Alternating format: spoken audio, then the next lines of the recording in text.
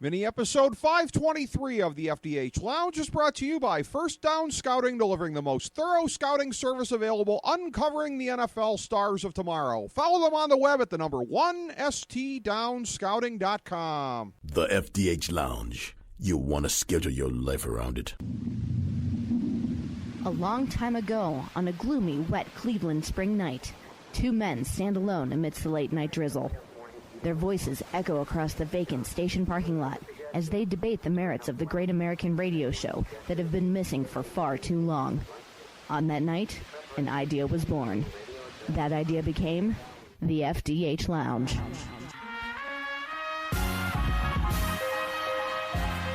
Welcome to the FDH Lounge. Hey, everybody. Welcome to the FDH Lounge. It's your favorite football talking FDH Lounge dignitaries, Rick Morris and Kyle Ross. This is now the third year that we've done this, gathering after the NFL season.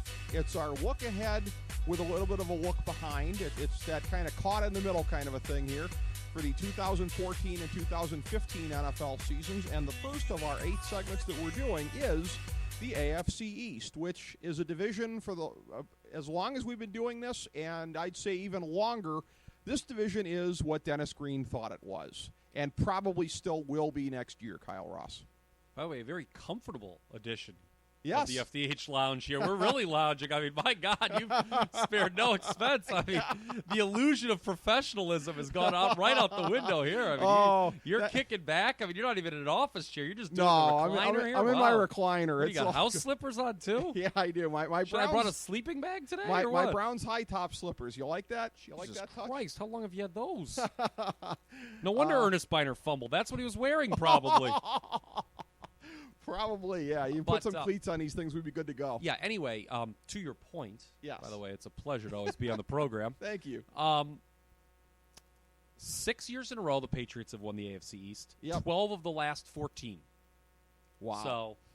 So, before we get to this division, though, I want to take a macro look at the AFC. Okay. Before we go division by division. Sure. Because the win distribution among the conference was very bizarre. Right. This year.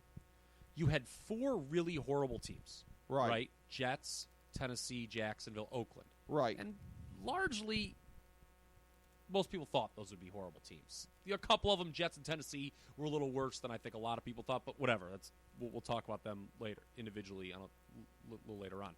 So you had 4 teams that finished 4-12 or worse. Right. I actually think all 4 finished exactly 4-12. Do I have the standings up here? NFL regular season standings. Did all 4? No, Jacksonville, Tennessee only won 2 games, I know, and I think Jacksonville won 3, right? Right. Okay. So anyway, I digress. 4 teams 4-12 or worse. No teams went 5-11 in the AFC. No team went 6-10. Only the Browns went 7-9. Yep. So you had 11 teams, 11 out of 16 teams in this conference, finish 8-8 or better. Yeah. That's bizarre.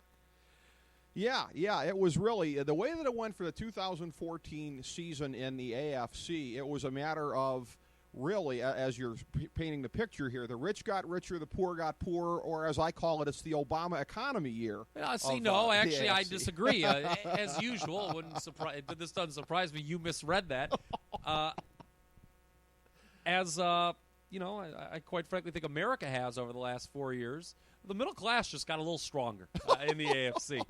Because you had the same people on top. You had New England and Denver were are the Koch brothers, and then you got everyone else. Then you got Buffalo was a little stronger. Baltimore was a little better than expected. Cincinnati, Pittsburgh, I'd love to Houston, do a segment just Kansas City, San Diego. A strong middle class. We should do a segment assigning every team to somebody. I wonder which team would represent my boy Rand Paul. Certainly not my Cleveland Browns. Rand Paul deserves better than that. If I'm nice to him, I'll give him the Bills. But anyway, as I digress. But for sake of comparison, only 9 of the 16 teams over in the NFC finished 8-8 or better. So right. A little more traditional split there. Now with the AFC East, look, you said it. I can't remember what the exact cliche that you spewed was at the beginning of this I'm as I good for a rudely lot of them. interrupted you. But, it's the Dennis Green thing. Yeah. It is, the AFC East is what we thought it was. Yeah. And, we've talked about this for 3 years now. It's the Patriots and the three little dwarfs in the AFC East. This division has not produced a wild card team since 2010, which is the Jets, Rex Ryan's Right. Jets. That was the second year they made it to an AFC title game with Mark Sanchez as a quarterback. Since then, it's just, three temes fighting for second. And we did a pretty good job with this division overall, Right. I'd say. New England can, let me be the last to say congrats to them for winning the Super Bowl. Mm-hmm. Very bitter about that still, that Yeah. Russell Wilson cost me some money with that interception, or Pete Carroll, whoever called it. I don't know. But, hey, New England's won 4 times now. Give it up to them. There's really no reason to believe, I think, looking forward to next year, that they won't win it again. File this under another webcast for another time, but I was thinking about this a little bit today. If you look at the quote-unquote historic dynasties in the history of the league, how many of them had a run of almost their entire run where we could just pencil them in for winning their crappy division? Well, it helps to have a bye into the playoffs, Kyle Ross. And it does. keep in mind, when you're comparing the Patriots to other dynasties, yeah, theirs has come in an era where the divisions are small. Well, I guess in the olden days there were 4-team divisions, but, if you look right now at the NFL, right, the way it is in the 4-team, 8-division format, mm-hmm. there are several divisions where one team has basically dominated the existence. Yeah. New England, the Colts have dominated the South. Yep. Green Bay's pretty much dominated the North, going back to the Favre They era. have, yeah. So, you've seen a lot of that. It's kind of easier to do now, I think, because you only have 3, especially if, as in the AFC East case, the 3 other teams aren't run very well. Well, and not as heavy as some of the other examples you're citing, but off the top of my head, if we went back to 2002, I would guess that the Broncos won the West the majority of the years. Yeah, San Diego kind of had its run, too. Denver was down a couple of years, but you're right. Yeah, probably I would the agree most, with that. Yeah. So, anyway, AFC East. I don't have your projections in front of me before the year, what they were, but I do. I remember mine. So, I said New England 11-5. They finished 12-4. I said 11-5 okay, as so well. That's pretty marginal. Buffalo, I said 8-8 and would make the playoffs. Ironically, they finished 9-7 and did not make the playoffs. I said 8-8 as well, but Okay. to not make the playoffs. Okay, so that's pretty marginal, pretty minimal difference. Mm-hmm. Miami was a little bit better than both of us expected. I said 6-10. They finished 8-8. Mm-hmm. You had. I had Miami at 5-11. Okay, I was off on that. I think this was a team. Again, we talk about. I joked and called it a stronger middle class. Mm-hmm. I think we're just a little too negative on Miami. I think they're not. But there's a lot of dysfunction there. I say this as a Dolphins fan. There's there a lot is, that's but there. you know what? Here's the thing. Miami is the most mediocre team in the league, I think. They are. They're heavily mediocre. There's nothing that they're bad at when you look at their roster, but there's nothing they're great at either. Like you just kind of look at them, you're like, yeah, they're pretty okay there. There's certain things I would fix, like Mike Wallace's contract. Well, for and instance. that's the thing too. Their salary thing is really kind of ineffective, and that's the kind of thing that hurts you in this day and age in the NFL. If you have a lot of money that's tied up in a guy that's a complete bust, as he's been. So they still have a decent amount of holes. Look, they're a team like any other that if they went out and they had the kind of off season that they would want to have, fill the existing holes via the draft and free agency, we could say next year they could come in and be a strong wild card contender. Maybe division if New England completely steps on their Johnson, but we know that Miami won't do that based on the track record of the last couple of years. Yeah, they've kind of plateaued. Yes. By the way, they had improved by 1 game each of Philbin's first 2 seasons. Then right. This is their second straight 8-8 finish. I think it's interesting that they retained him. We'll come I back. have a we'll philosophical come back to that. question for you before we move off of Miami. Is Joe Philbin the Ryan Tannehill of coaches, or is Ryan Tannehill the Joe Philbin of quarterbacks? I don't hate Ryan Tannehill. Okay. As a fan of the team, I'm not enamored, let me tell you. He's better. Do you know what's crazy? Is he's better than what a lot of teams have at quarterback. That may be by default, but Joe Philbin I don't think is a good NFL coach. I don't think so I either. think Tannehill can be. If I had to choose between the two, I'd clearly 86 Philbin before 86 Tannehill. Can he? Because as far as I'm concerned, and yes, I do. Tannehill's still young. It's too. All right. This is his watershed year. You cannot move on from Ryan Tannehill. Now, keep in mind there are younger quarterbacks that I will completely say get rid of him. Right. One playing in Cleveland right now that's already, in my opinion, is already done after 6 quarters of football. Right. But Tannehill has shown me enough as if to say, you let this guy play out, he could be okay. Let me ask you this, because I lump Roethlisberger in with this level because to me he's not on the Rodgers, Brady, Manning, Breeze level. Roethlisberger, Flacco, Eli Manning. That's the standard that if you have enough around you, and yes, Roethlisberger more so than the other guys, but to me that's a tier. Can Ryan Tannehill get to that tier? If he's not, move on. If he's not somebody that can do that. That's the question for any team.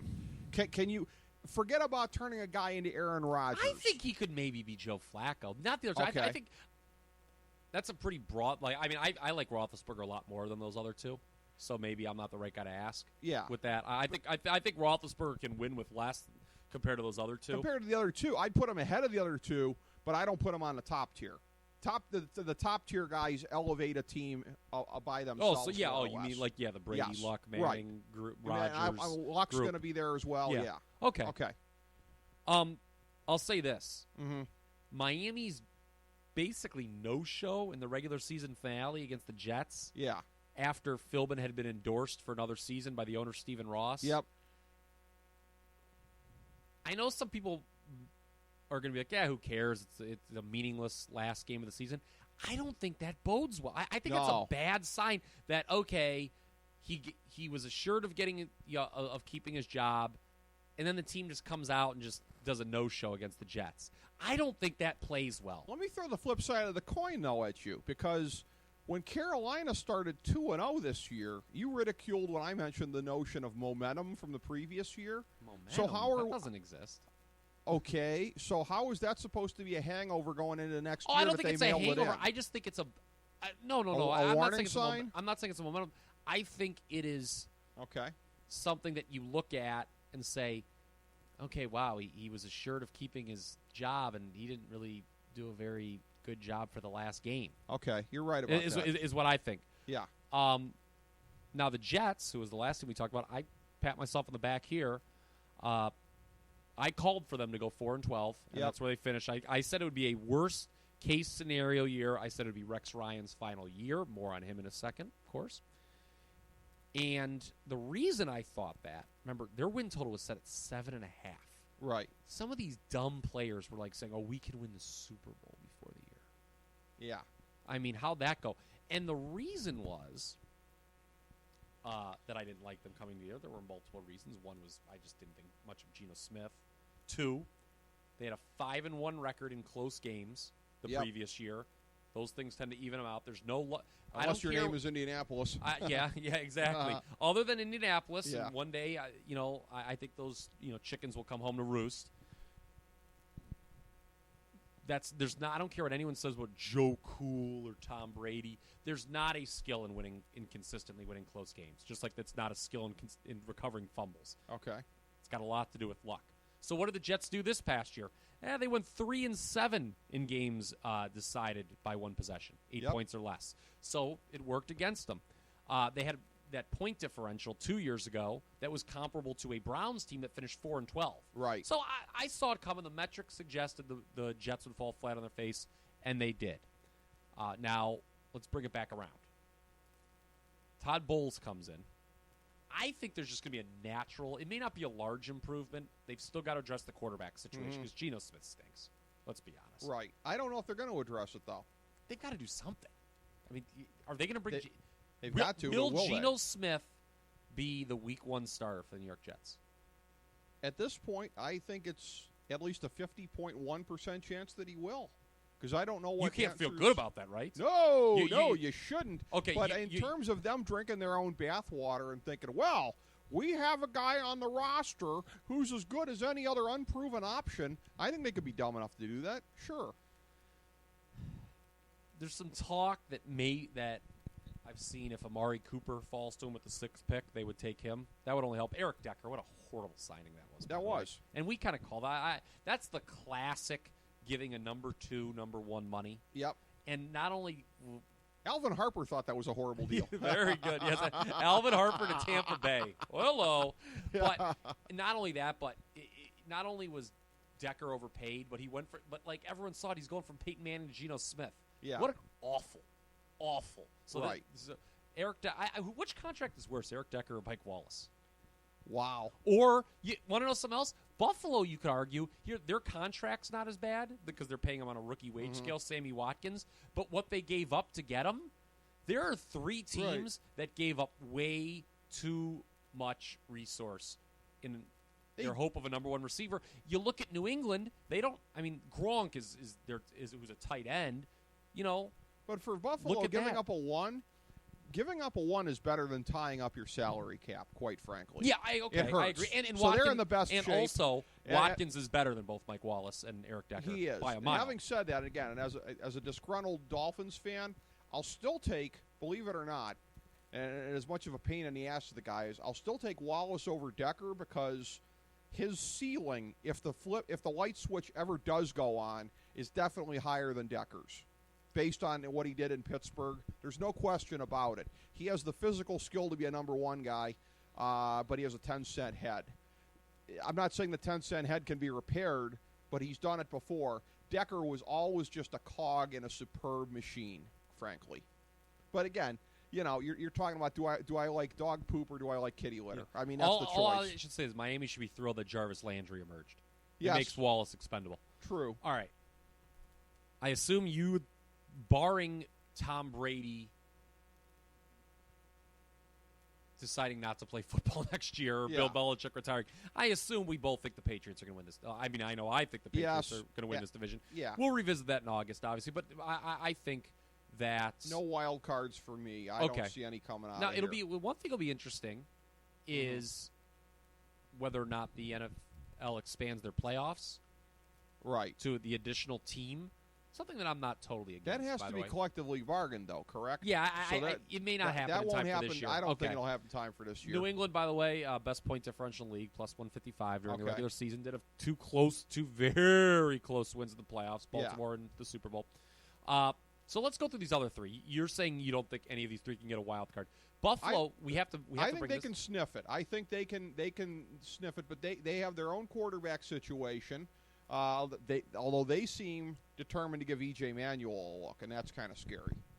We talked about that a lot, how they really went for broke this past year and it didn't pay off because they didn't make the playoffs. They were so desperate. So they much meeting for Doug the Bills. Marrone being desperate to hang on to his job. I guess. I mean, they lose. We read that wrong. Okay, well, we haven't even really mentioned this. Yeah. We absolutely should when we talk about the AFC East. Well, yeah. Rex Ryan to Buffalo. Yeah. So here's what once Jim Harbaugh decided he was going back to school. I thought Rex Ryan was the best candidate, was the best possible hire that a team could make, okay? But from the isn't it ironic department, I hated him going to Buffalo. I think it is a lateral move. He's got the same kind of roster that he had with the Jets. He's got a great defense, and Buffalo has proven now for a decade. And Buffalo's largely had a pretty good defense year in, year out over the last decade, and they have proven that without a great offense, you're not going to do anything. Right. And Ryan's going from, you just said it, he's got E.J. Manuel as opposed to Geno Smith. Is that an upgrade? I thought that was a lateral move. To me, this reeked of kind of a team that's in the NFL's version of Siberia, not noticed. They're like, Rex Ryan does such a great job against the Patriots twice a year. But, the Jets never were able to overcome the Patriots. Well, to me, that's I did not like this hire at all. Win the off-season hire. That's a total win the off-season deal. Do you think the Bills matched 9 wins next year? No, I don't think Neither do I. They went 4-0. By the way, they went 4-0 against the NFC last year. Probably not going to duplicate that. Although, and here's the thing, too. Macro for the division, we should talk about this as well. They all have the NFC East next year, which is going to be, I think, it's a pretty mediocre division. I think it's going to be challenging up and down the line. None of those games. Though, I don't see the Bills winning all 4 games like they did this year against the NFC North, ironically, which tip your cap there. Well, exactly. Beat Green Bay. Exactly, and they've got the second most execrable division in football, the AFC South, that they'll be playing. So things will get a little bit easier for them, certainly the games in conference. I think Buffalo falls short because, again, they are, as you said, a team that's very much like what the Jets were in terms of roster makeup. Prior to the Jets falling apart, basically this year unto itself was the third part of the Rex Ryan era there. The first part of it was when they went on their runs to the AFC Championship game. Remember the middle part, those 8-8 teams? That's what Buffalo looks like to me. This is mid-era Rex Ryan in New York. Agreed. I was going to say, here's another thing that you can't like them. They don't have a first-round pick because they traded away for Sammy Watkins. Yeah. Again, hindsight's 2020. I kind of think the NFL draft's a little overrated just because I'm an instant gratification guy, and you never know. Yep. But in retrospect, holding on to that first-round pick and just taking Odell Beckham, which is where they were thinking they could have got him, would have been a lot better. Exactly. Miami, they went 8-8. Do we think they'll be any better next year, or are they? Like I said, in that ballpark. Plateau is the right thing. They went 6-10 to 7-9 to 8-8 in Philbin's first 2 years. They went 8-8 again. I think this is just like Buffalo is a 7-9 or 8-8 type team. Yeah, I think so as well. 7 wins, 8 wins. That's about where I slot them. And the Jets. Even though I think at this moment it's marginally more likely to be Geno Smith than anybody else I can think of right now. Mariota could fall to them at 6. If he's there, they'll grab it. It's possible. And that doesn't guarantee anything necessarily. It's possible. Even with Geno Smith, this could be a team that smells 6 wins. I think they're going to be improved. I just don't think they can be worse. Like, when you looked, they lost. I talked about it, how it sort of it just everything went the other way for them. They were a lucky 8-8 team 2 years ago. Yes. In some regards, they were an unlucky 4-12 this past year, although they weren't very good. We said that a lot last year about teams. Yeah, it happens every year. Take what they did the last 2 years. It happens every year. And select the midpoint. And I think that's where I come down on the Jets, the midpoint of where they were the last 2 years. Yeah, I think when I look at this division as a whole, Patriots probably the same, Dolphins probably the same, Bills a little worse, Jets a little better. So we agree. Okay. All right, that's our AFC East look there. Any other thoughts on the division? No, I'm just kind of taking. I just wanted to look at close games with Buffalo and Miami, see if anything jumped out real quick. But okay. I don't think. I mean, they were pretty even in those departments. So okay. All right. So that's our look at the AFC East.